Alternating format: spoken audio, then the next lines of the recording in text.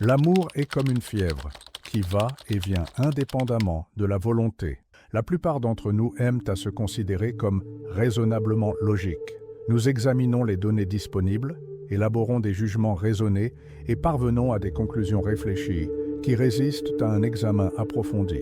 Mais il existe une circonstance qui transforme même les personnes les plus rationnelles en des messies frénétiques et excessivement nerveux. De plus, il s'agit d'un événement tout à fait normal et non d'une terrible tragédie ou d'un traumatisme grave. Avoir le béguin.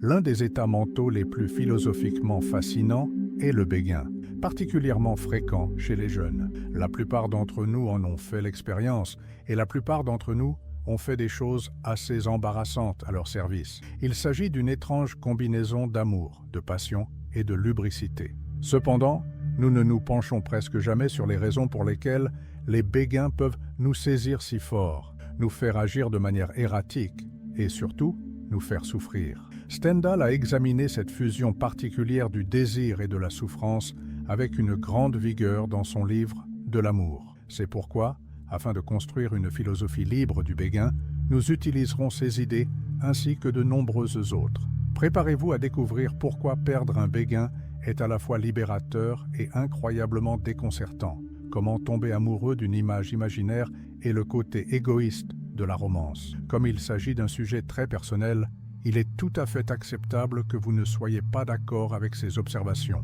Comme pratiquement toutes mes vidéos, je souhaite avant tout que celles-ci servent de point de départ à vos propres idées. Commençons par examiner la principale façon dont Stendhal pense que nous avons un coup de foudre et comment elle est étroitement liée à l'imagination. Tout d'abord, la cristallisation et l'imagination.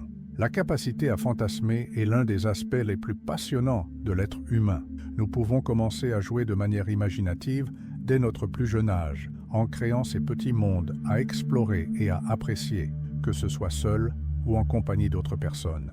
Selon certains biologistes, l'imagination est une formidable capacité de survie. Elle nous permet d'envisager les résultats potentiels d'une grande variété de scénarios, ce qui nous permet de planifier un plan d'action avec beaucoup plus de détails que si nous étions incapables de fantasmer ou d'imaginer. Outre les avantages liés à l'évolution, cela nous a permis de produire des créations littéraires, philosophiques et artistiques exceptionnelles. De plus, Stendhal affirme qu'elle joue un rôle crucial dans les phases initiales de l'amour intense. La cristallisation est le concept principal qui sous-tend l'examen de Stendhal sur la chute amoureuse. Bien qu'il utilise ce terme de manière assez vague, il se réfère essentiellement au processus par lequel nous en venons progressivement à aimer quelqu'un jusqu'à en être totalement épris, même si nous n'avons pas beaucoup de raisons de le faire. Prenons l'exemple d'Othello, de Shakespeare. Au premier acte, Othello décrit comment il a conquis le cœur de Dédémone, qui est tout à fait d'accord avec lui. Le général l'a régalé d'histoires sur ses expériences, notamment sur la façon dont il avait été témoin de toutes ces choses étonnantes et s'était mis en grave danger. Il lui décrivait ses émotions et ses souvenirs, ce qui lui permettait de voir en Othello le beau héros qu'il était.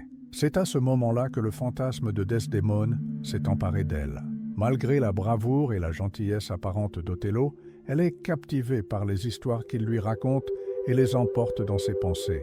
Elle s'est forgé une opinion d'Othello bien différente de ce qu'elle avait vécu personnellement ou de ce dont elle avait la preuve, ce qui a renforcé son amour pour lui au point qu'elle l'accompagnerait volontiers au combat. Cette attitude a été habilement résumée par le poète John Keats, qui a accusé les jeunes de transformer leurs sandales en bottes de Roméo et le peigne de leur amant en diadème. Cette construction est assez simple. Après avoir rencontré quelqu'un et appris quelque chose à son sujet, nous en tirons toute une série de conclusions qui peuvent être exactes ou non, mais qui renforcent les sentiments que nous éprouvons à son égard. Selon Stendhal, cela joue un rôle important dans les premières phases de l'amour et permet d'expliquer comment notre sens de la raison peut être détourné lorsque nous voyons quelqu'un que nous trouvons attirant. Tout au long de ce processus de cristallisation, nous commençons à mettre l'accent sur ses attributs positifs et, si nous allons trop loin, cette personne devient pratiquement une caricature d'elle-même. Ce n'est pas toujours une mauvaise chose à certains égards. Si notre bien-aimé est si extraordinaire, nos cristallisations peuvent tout de même nous donner une image exacte de lui ou d'elle. Cependant, Stendhal note également que ce processus est, dans un sens, déconnecté de la personne que nous aimons telle qu'elle est vraiment. Il est possible que nos suppositions créatives soient exactes, mais il est également possible que nous utilisions tous les traits merveilleux auxquels nous pouvons penser pour combler les lacunes de l'information, ce qui explique pourquoi nous sommes plus amoureux du concept de quelqu'un que de cette personne. On peut comparer ce phénomène à la sélection d'options. Plus vous n'en savez pas sur quelqu'un, plus il peut avoir de qualités positives. On ne sait jamais qui peut avoir de l'esprit et du charme avant d'avoir eu une longue conversation avec lui. Il peut s'agir de la meilleure personne au monde, au lit, tant que vous n'avez pas partagé son lit. Vous ne pouvez pas supposer que quelqu'un est incroyablement fort, calme et sage, tant que vous ne l'avez pas vu dans une situation très éprouvante. Selon Boès, on peut considérer que quelqu'un est un philosophe s'il reste silencieux. Les béguins sont parfaits pour cela car, pour la plupart, il s'agit de personnes que nous n'avons pas rencontrées de manière romantique. Il est facile de penser que vous seriez l'idéal l'un pour l'autre, même si vous avez le béguin pour un ami proche. Cependant, vous n'avez aucune idée de ce que serait une relation avec cette personne. La question réelle sera alors fermement oubliée, car vous laisserez cette idée imaginative vagabonder librement dans votre esprit. C'est en quelque sorte ce qui différencie un coup de foudre du simple début d'une relation. Un béguin n'est qu'une relation potentielle avant qu'elle ne se concrétise. En outre, les contextes habituels du béguin offrent un mélange idéal de proximité et de familiarité. Les gens ont souvent le béguin pour des collègues de travail, des camarades de classe ou des étudiants. Dans tous les cas, vous les voyez souvent, mais pas assez souvent pour qu'ils perdent leur caractère mystique. Certaines personnes souhaitent simplement une petite dose de mystère. Cela peut sembler beaucoup pour d'autres, mais l'important est qu'il y ait suffisamment d'espace pour que l'imagination puisse s'infiltrer et commencer à opérer sa magie de cristallisation. Naturellement, il est logique que la perspective d'être avec la bonne personne occupe une grande partie de vos pensées si vous êtes vraiment sûr que c'est possible. Il est logique que vos autres priorités rentrent dans le rang si un Dieu omniscient apparaissait demain à votre porte. Vous présentez quelqu'un et vous assurez qu'il vous apporterait le bonheur pour le reste de votre vie. Selon Stendhal, notre imagination fonctionne si bien que nous commençons à penser que notre amoureux cristallin existe réellement. Par conséquent, notre psychisme se focalise naturellement sur lui, parfois jusqu'à l'obsession. Malheureusement, si l'image idéalisée est brusquement détruite, il peut en résulter une déception extrême. Selon Stendhal, cela peut devenir extrêmement excessif. Lorsque l'on se sent très amoureux, pratiquement tout peut rappeler des souvenirs de l'autre. Par exemple, vous pouvez voir un livre que vous pensez qu'il aimerait ou regarder quelque chose et penser à quel point ce serait mieux s'il était là. Les possibilités sont illimitées une fois que vous entrez dans le royaume de la fantaisie, où vous pouvez utiliser tout et n'importe quoi pour faire avancer votre projet amoureux. Naturellement, tout le monde ne ressent pas cette émotion de la même manière. En ce qui concerne la cristallisation, je crois qu'avec l'âge, on s'habitue à garder les pieds sur terre. Cependant, je continue à penser que Stendhal a raison. De nombreux autres intellectuels l'ont également remarqué. De l'idéalisation des amants dans Così fan tutte de Mozart à l'adoration de Juliette comme le soleil par le jeune Roméo. Comme nous le voyons souvent en nous-mêmes et dans les actions de ceux qui nous entourent, l'engouement pour la passion a servi de fondement à un grand nombre de comédies et de tragédies réussies. Mais cela peut aussi expliquer l'intensité des émotions qui peuvent accompagner un coup de foudre. Qu'en est-il de la douleur qu'elle peut causer? Ironiquement, Stendhal examine dans ce passage le conflit entre deux traits romantiques bien connus en s'inspirant d'une question récurrente chez les penseurs de l'amour. Les amours mêlent amour, passion et fantaisie, défiant souvent la logique. Inspiré par Stendhal, ce texte explore comment l'imagination et la cristallisation idéalisent l'autre, créant un amour basé plus sur le fantasme que sur la réalité. Je vous montrerai comment le béguin peut être intense, douloureux et libérateur, et comment la désillusion peut survenir lorsque l'image idéalisée s'effondre. Amour, lutte, victoire et perte. La question de savoir si les amants finiront ensemble est la source de tension dans pratiquement toutes les histoires d'amour. De Twilight à Roméo et Juliette, les personnages principaux sont maintenus dans une danse où ils ne parviennent jamais tout à fait à être heureux tout en étant très proches, jusqu'à ce qu'ils connaissent une fin heureuse ou une mort triste. L'histoire se termine généralement assez rapidement après la résolution finale, car l'élément qui nous intéressait dans l'action a disparu. Cela est tout à fait logique si l'on en croit des psychologues comme Esther Perel. Sur la base de ses années d'expérience en tant que thérapeute de couple, elle constate que lorsque nous percevons notre conjoint comme quelque peu différent de nous et pas nécessairement engagé dans la relation, nous éprouvons un grand désir. En d'autres termes, elle suggère que les couples conservent une certaine indépendance dans leur vie et leurs loisirs afin de maintenir un sentiment d'appartenance à l'autre pour que leur conjoint puisse continuellement apprendre à les connaître, plutôt que de maintenir le partenariat dans un état d'incertitude. Pour Perel, la tension érotique est créée et maintenue en partie par l'excitation de la découverte. Curieusement, c'est dans les romans d'amour que ce phénomène est le plus courant. L'exploration continue par le personnage principal féminin d'un nombre croissant de facettes de la personnalité de son amant est soulignée dans un certain nombre de romans d'amour contemporains, dont L'amant de Lady Chastity. Perel n'est d'ailleurs pas le seul à l'avoir mise en évidence. Stendhal insiste pleinement sur ce point, notamment au début d'une relation amoureuse. Imaginons que le processus de cristallisation soit bien avancé et que nous soyons plutôt épris du concept de notre bien-aimé. Selon Stendhal, l'inclusion du doute permet de le consolider. Il note que nos sentiments romantiques sont cimentés par un juste équilibre entre l'inquiétude que la personne dont nous sommes amoureux ne ressente pas la même chose pour nous et l'espoir qu'elle le fasse, en particulier lorsqu'il s'agit d'un engouement temporaire, du moins dans certaines circonstances. C'est ce qu'il appelle la deuxième cristallisation, qui se produit lorsque nous commençons à voir notre bien-aimé comme quelqu'un qui peut à la fois partager et rejeter nos sentiments, ce qui solidifie leur attrait dans nos pensées.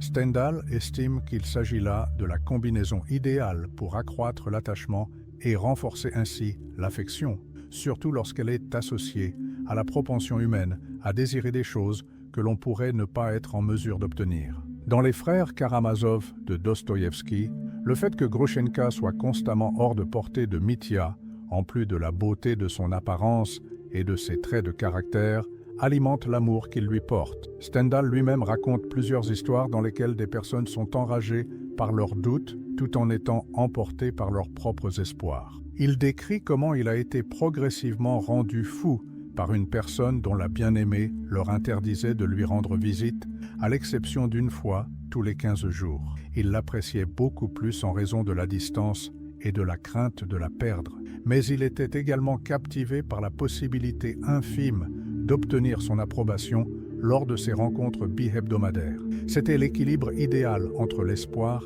et l'incertitude qui correspondait à son intelligence unique.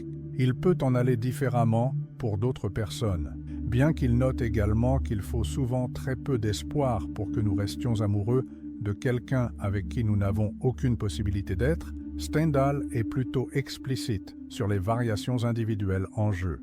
Naturellement, cela permet aussi d'expliquer la souffrance unique qui accompagne souvent les béguins. Un béguin est par définition une personne que l'on désire, mais dont on n'est pas sûr qu'elle veuille de nous.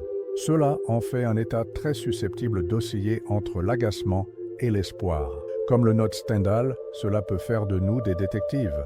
Nous recherchons des signes de ce que notre moitié pense de nous, et nous nous réjouissons lorsque nous pensons avoir découvert une preuve de son amour. En revanche, lorsque nous croyons que nous ne serons jamais ensemble, nous sommes plongés dans une misère plus ou moins grande. Une fois de plus, les gens peuvent vivre cette expérience à des degrés divers. Avec l'âge, l'amplitude de cette oscillation diminuera pour beaucoup d'entre nous. Cependant, Stendhal et moi connaissons beaucoup d'adultes qui laissent volontiers cette boucle occuper la quasi-totalité de leurs pensées. En outre, il y a là une certaine logique. Le reste du monde semble si terne comparé aux montagnes russes émotionnelles dramatiques qui se déroulent ici. J'ai vu beaucoup de gens en ligne dire que le fait d'avoir le béguin rendait leur vie très stressante, mais quand ils ne l'ont pas, ils s'ennuient en fait beaucoup. Et Stendhal fait un travail fantastique pour expliquer cela. Il note qu'il y a un mélange de soulagement et de vide lorsqu'un désir aussi grand finit par s'éteindre. Notre volonté s'est frayé un chemin à travers notre esprit, mais elle s'est soudainement arrêtée. Naturellement, cela laisse un vide dans son sillage, qui peut nous rendre un peu tristes pendant un certain temps. Le sentiment que l'on peut éprouver lorsqu'on perd la confiance en Dieu ou que l'on est désabusé par son travail est nettement moins fort et plus prudent.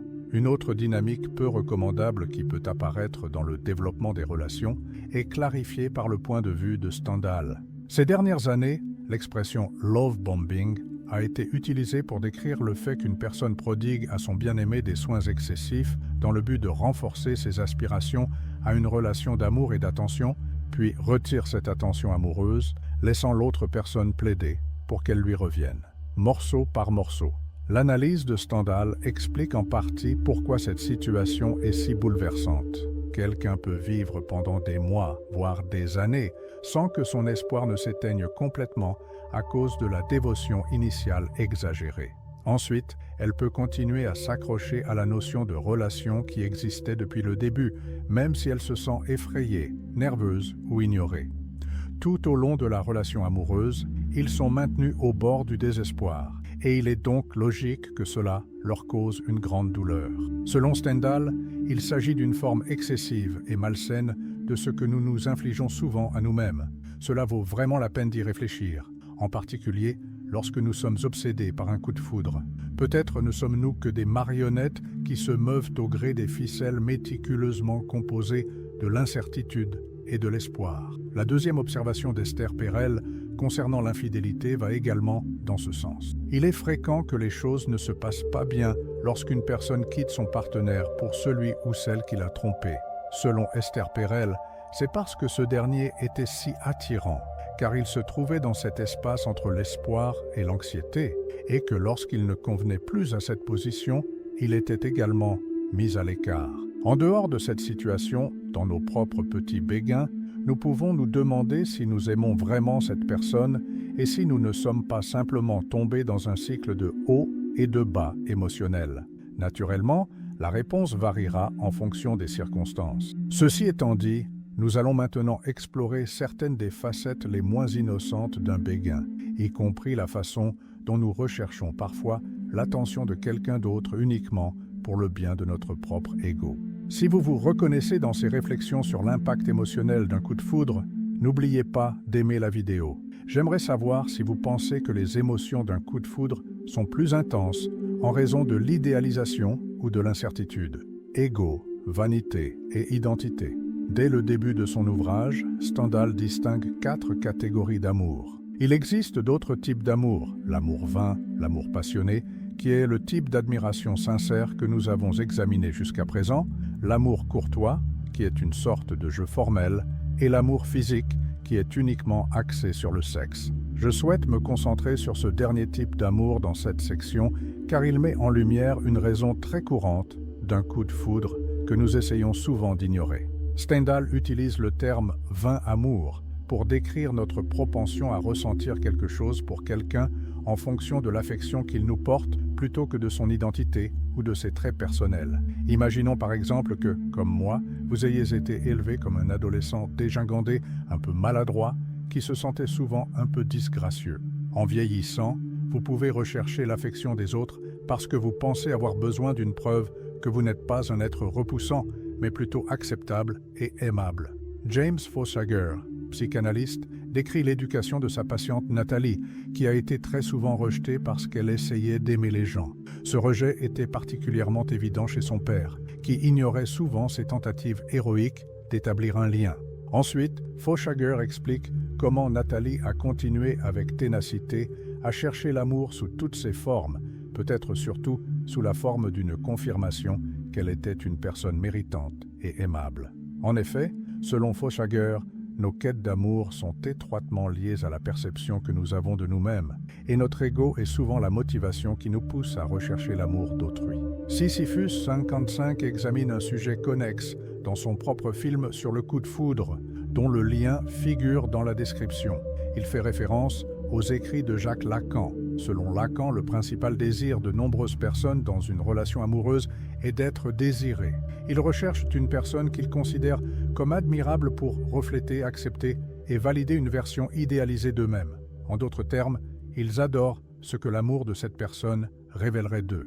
Stendhal note habilement que nous ne sommes souvent pas conscients que c'est la raison de notre obsession, affirmant que la vanité se fait passer pour du désir et qu'elle le fait de manière si convaincante qu'elle peut même nous tromper. Si nous acceptons les théories psychologiques avancées par Fauchager et Lacan, cela a beaucoup de sens. Nous n'exploitons pas intentionnellement quelqu'un pour améliorer notre propre image. Nous croyons plutôt avoir un fort désir pour lui, mais la force motrice inconsciente derrière ce désir est de remplir un objectif égoïste supplémentaire. Notez que Stendhal ne critique personne pour cela. Il se contente d'affirmer que cela fait partie des choses que nous classons fréquemment dans la catégorie de l'amour, que ce soit à juste titre ou non. La frontière entre l'amour vaniteux et la passion authentique est probablement assez floue dans la vie réelle. Quelle que soit la raison initiale de la dévotion, il va sans dire que si vous êtes profondément passionné par quelqu'un, son amour améliorera votre perception de vous-même. Si Stendhal s'est senti obligé de créer un livre sur l'amour, c'est en partie parce qu'il arrive souvent que nous ne comprenions pas vraiment pourquoi nous apprécions quelqu'un. Même si vous essayez d'énumérer toutes les raisons pour lesquelles vous aimez votre bien-aimé, il semble qu'il y ait une qualité inexprimable qui reste inexprimée. En s'appuyant sur Stendhal, il serait plus utile de considérer la passion et cette sorte de vanité inoffensive comme deux pulsions présentes dans un grand nombre d'attachements, avec une proportion variable selon les personnalités et les situations. Cependant, cela peut une fois de plus aider à expliquer pourquoi un coup de foudre peut devenir si atroce. Parfois, ce ne sont pas seulement nos émotions qui sont en jeu, mais aussi la perception fondamentale que nous avons de nous-mêmes. Vers la fin de son ouvrage, Stendhal évoque un autre type d'amour vaniteux, l'archétype du Don Juan. Cet individu ne sert que d'outil dans sa quête d'autres personnes. Puisqu'il n'utilise intentionnellement sa bien-aimée que comme un moyen d'atteindre un objectif, il ne semble même pas approprié de dire qu'il l'aime. Comme il met toujours les gens à distance affective, il se préoccupe beaucoup plus du nombre de ses amants que du lien authentique qu'il a avec eux. Bien que Stendhal se réfère ici au stéréotype du coureur de jupons masculin, il n'y a aucune raison pour que ce stéréotype soit sexué ou même limité au sexe. Cet individu sera tout autant dans l'esprit d'utiliser quelqu'un tout en le gardant émotionnellement distant s'il le garde intentionnellement à ses côtés parce qu'il se nourrit de son approbation ou de sa prospérité monétaire. La principale caractéristique qui les distingue est leur amour intense pour eux-mêmes, qui les rend aveugles à la douleur qu'ils infligent et les pousse à croire qu'eux seuls sont capables de bonheur ou de tristesse. Stendhal fait ici une remarque pertinente pour deux raisons. Premièrement, nous devrions probablement éviter d'être nous-mêmes des Don Juan. Nombre des plus grands penseurs éthiques de l'histoire, dont Aristote, C.S. Lewis et Hannah Arendt, ont fait remarquer que le chemin qui mène à la cruauté est très long et qu'il ne s'atténue que légèrement. Même si, au départ, nous ne voulons pas utiliser quelqu'un de cette manière, nous développons progressivement une habitude qui finit par devenir une qualité de notre caractère. Et sans avoir l'intention de faire quoi que ce soit de la sorte, nous avons, sans le savoir, infligé une grave blessure à un autre individu. Stendhal estime que l'adoption de cet état d'esprit instrumental nous empêchera de vivre une histoire d'amour durable, car en éloignant les gens, nous garantissons que nous ne développerons jamais un lien véritable et intime avec qui que ce soit. D'autre part, il souligne à quel point il est crucial d'être prudent quant aux personnes dont nous tombons amoureux. Comme nous l'avons mentionné dans la dernière partie, le fait de douter de l'amour d'une personne nous incite souvent à la désirer encore plus. Cependant, si cette personne cherche intentionnellement à susciter cette réaction, comme un Don Juan, pour mieux nous contrôler, cette dynamique peut se transformer en quelque chose de vraiment néfaste. Nous en souffrirons beaucoup à court terme, mais ils devront peut-être faire face aux effets à long terme de cette stratégie. Les enjeux sont finalement très élevés en matière d'affection, car, entre de bonnes mains, un béguin peut être doucement nourri jusqu'à devenir une obsession, alors que l'autre personne n'a aucune intention de nous rendre l'appareil ou de nous faire savoir qu'elle ne partage pas nos sentiments. Naturellement, cela ne s'applique qu'en cas de malveillance manifeste, ce qui, je l'espère, n'est pas très fréquent. Enfin, je voudrais me faire l'avocat du diable face à l'idée que les béguins sont essentiellement stupides et confronter la méthode de Stendhal à d'autres idées. J'aimerais maintenant savoir si vous pensez qu'il est possible de séparer complètement nos désirs romantiques de la recherche d'une validation personnelle. Respecter le béguin. Nous imaginons souvent quelque chose d'extrêmement enfantin lorsque nous pensons à ce qu'est un béguin. Nous le considérons comme le domaine des cours de récréation et des fantasmes d'adolescents, inadaptés aux activités respectables de l'âge adulte. Oui, nous avons eu des béguins dans le passé, mais nous les considérons aujourd'hui comme inappropriés pour les enfants. Afin de retrouver notre dignité, nous nous efforçons parfois de dissimuler ou de dénoncer nos amours passés, comme l'a fait remarquer François de La Rochefoucauld, car l'amour prend souvent une place si importante qu'il nous semble rétrospectivement presque embarrassant. C'est peut-être la seule chose à faire. Après tout, diverses traditions philosophiques ont cherché à atteindre un état de tranquillité mentale que l'amour intense perturbe. Le fondateur du stoïcisme, Zénon de Citium, considérait le désir comme un mauvais état, car il perturberait la sérénité naturelle qu'il appelait la joie. Plus tard, des auteurs comme Épictète et Marc Aurèle ont répété cette idée, mettant en garde contre le fait de laisser les hauts et les bas de la vie extérieure influer sur nos émotions intérieures. Selon Schopenhauer, le seul moyen de se libérer des cycles de tristesse récurrents de la vie est de contrôler progressivement nos propres désirs jusqu'à ce que nous devenions naturellement austères. Le problème de l'amour intense, c'est qu'il a tendance à détruire notre paix intérieure. En tant que désir puissant et émotionnellement investi, il prend le contrôle de nos pensées et nous pousse à nous soucier profondément de choses qui échappent totalement à notre contrôle, indépendamment du fait que l'autre personne ressente la même chose que nous. En substance, ces philosophes notent à juste titre que la passion accroît l'intensité émotionnelle de l'existence humaine. Dans un coup de foudre, par exemple, nous sommes souvent excités par l'optimisme et déprimés par l'incertitude, mais la neutralité calme est essentiellement laissée de côté. Cependant, il est important de se demander si cette approche plus passionnée a également une signification philosophique. Friedrich Nietzsche était un célèbre opposant au stoïcisme, qui notait que cette philosophie mettait l'accent sur les hauts extrêmes de la vie afin d'éviter également les bas graves. Il a proposé une toute autre option, qui valorise davantage notre nature instinctive et passionnée. Bien que Nietzsche ne préconise pas que nous suivions nos passions jusqu'au bout, il craint que la méthode stoïcienne n'émousse nos côtés émotionnels au lieu de nous apprendre à les contrôler et à les guider.